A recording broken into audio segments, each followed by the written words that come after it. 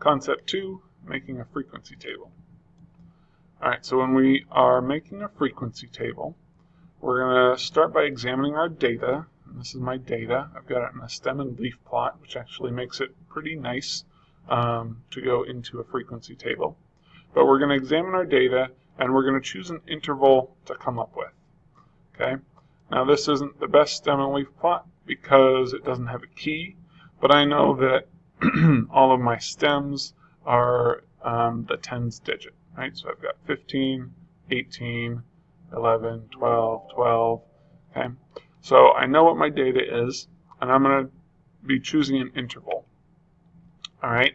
You don't want too big of an interval because then your data doesn't mean a lot, right? If you only have like 2 intervals in your whole data, there's not a lot of, or two intervals in your table, there's not a lot of good data that gives you, all right? So you're going to want to choose an interval that lets you have good sections of data, but still most of your sections or all of your sections should have more than one value. Okay, you might have one outlier or something, but most of them should have a good grouping of data. Now this is really nice because it's a stem and leaf plot, and these are the tens digit, so I can use that for my interval. So if my interval is going to be every 10, that means that my interval, okay, which is distance, so I've been thinking of this data table as maybe shot put distance or something like that, something from track anyway. So my distance, my intervals are going to be, let's go ahead and type that in there. I got 10 to 19, 20 to 29, 20 to 29, and 30 to 39, 40 to 49, and then really just 50 plus, but because we want to keep our intervals straight, we'll say 50 to 59, and that should cover all my data. Okay, and now I'm just going to count. Okay, so I'm going to do total students. I'm not going to worry about whether it was girls or boys, but total students. I've got 2 boys that scored in the 10 to 19 range, and 1, 2, 3, 4, 5 girls. So I've got 7 students, 7 that had a distance of 10 to 19. 1, 2, 3, 4, 5, 6, 7, 8.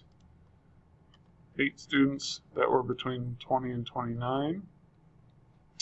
7 students between 30 and 39.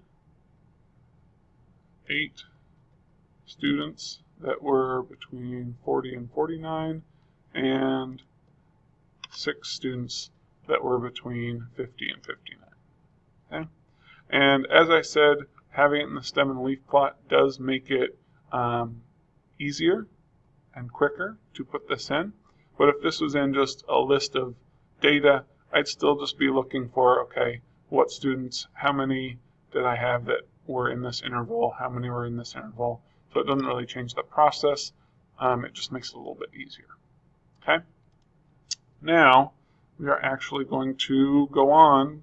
We're going to skip ahead to concept 4, making a cumulative frequency table, because these are very similar, and it's actually a very quick change or a simple addition to turn this into a cumulative frequency table. And look at that, we've got an extra column there, so we're going to put this cumulative. Okay, so now we've got a cumulative frequency table, and all this is going to do is, in my smallest value, I'm going to have the same number, right? So far, I've had 7 students in my data table, all right? And then here, I've got 8 students in my 20 to 29. Well, I've got 8 here plus my 7, so I'm going to be at 15, okay? I've had 15 students that were 29 or less, okay? Coming over here, I got another 7, so I'm going to be up to 22 students that were 39 or less, okay?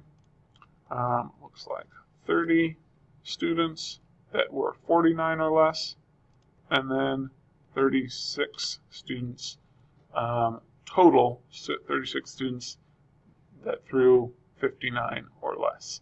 Okay? And the useful thing about this is when we have our total right here, it's pretty easy to find percentages, right? Or ratios, okay?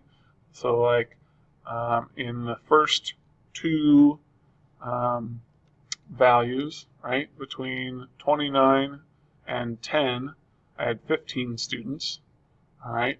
Well, how much of that was the total? Well, it'd be 15 out of 36, okay?